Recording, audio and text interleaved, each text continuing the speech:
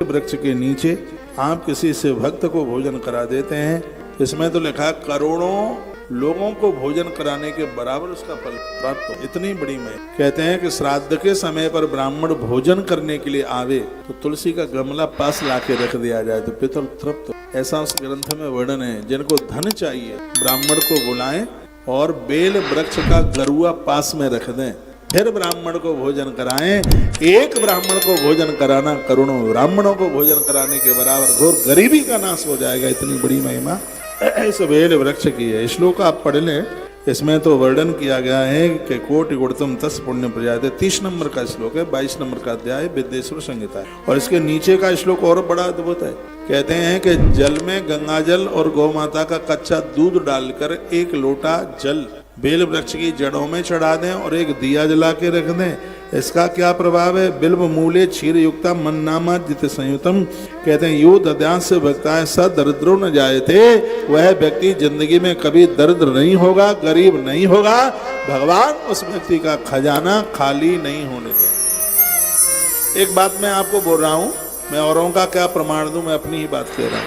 गौ तीर्थ तुलसी तपोवन गौशाला में दुनिया भर के बेल वृक्ष लगाए। हमने सबसे पहला पेड़ बेल का लगाया। गौशाला का उद्घाटन हो गया था 2019 में। मेरे गुरुजी आए थे उसके उद्घाटन के लिए। मेरे गुरुजी को आप जानते होंगे, 12 लाख सन्यासियों के उपराचार्य महामंडलेश्वर हैं। उनके द्वारा 15 मार्च 2019 में उद्घाटन हुआ। हमने सबसे पहला पेड़ वहां पर बेल का लगाया, बेल वृक्ष का। और ये बिल्कुल सत्य है। 8 गौशाला के इतने बड़े खर्चे हैं, कैसे पूरे हो जाते हैं, ये बेल वृक्ष की बहुत बड़ी महिमा है। यहाँ इतनी बरकत हो रही है, यहाँ इतनी तरक्की हो रही है कि महादेव की कृपा से यहाँ कोई भी गौवंश मौत को प्राप्त नहीं। कोई गैया बूढ़ी हो गई हो, ज्यादा उम्र की, वो बात अलग है, यहाँ बीमारी नहीं फैलती। आपने दुनिया भर के गरुआ गमले लगाए होंगे, कुछ बेल के भी अपने घर में लगाइए। ये घोर गरीबी और घोर रोग का नाश करता है। लिखा स दरिद्रो न जाए थे, उसके घर में कभी गरीबी आएगी नहीं, जो बेल वृक्ष के प्रति जो श्रद्धा रखेगा। यह वर्णन किया गया है। बहुत आनंद कर देने वाली ये कथा। शंकर जी को ओम नमः शिवाय कह के पूजा करें। शिवनाम मुखी ऐसा सदा शिव सेवेते। स्पष्ट लिखा है। ये 23 नंबर का 6 नंबर का श्लोक है, 23 नंबर के अध्याय का। कहते हैं कि पूजा करते समय शिव शिव शिव शिव आप बोलते हैं, महादेव बोलते हैं, ओम नमः शिवाय बोलते हैं, तो पापानी ने स्पृश्य खद्रांगरा कहता। कहते हैं कि सबसे लंबे समय तक अग्नि जलती रहती है, वो समी का पेड़ होता है। अंगारक पेड़ है ये। इसका कोयला इतना गर्म है कि 48 घंटे तक बुझता ही नहीं। और समी का पेड़ जले और किसी का हाथ जल जाए तो चमड़ी खत्म हो जाएगी, बचेगी नहीं। इसमें कहा गया कि समी की लकड़ी का जलता हुआ अंगारा जैसे सब कुछ जला करके खत्म कर देता है, तो भगवान शंकर का नाम भी समी के लकड़ी के अंगारक की तरह है। वो भी पापों को ऐसे ही जला करके भस्मीभूत कर देता है। नाम की इतनी बड़ी महिमा। और इसका जो अगला श्लोक है 7 नंबर का, वो बड़ा अद्भुत है। इसमें लिखा है श्री शिवाय नमस्तोभ्यम मुखम व्याहरते यदा। कहते हैं कि यदि कोई श्री शिवाय नमस्तोभ्यम ऐसा किसी के मुख से उच्चारण होता है, वह मुख समस्त पापों का नाश करने वाला तीर्थ हो जाता है।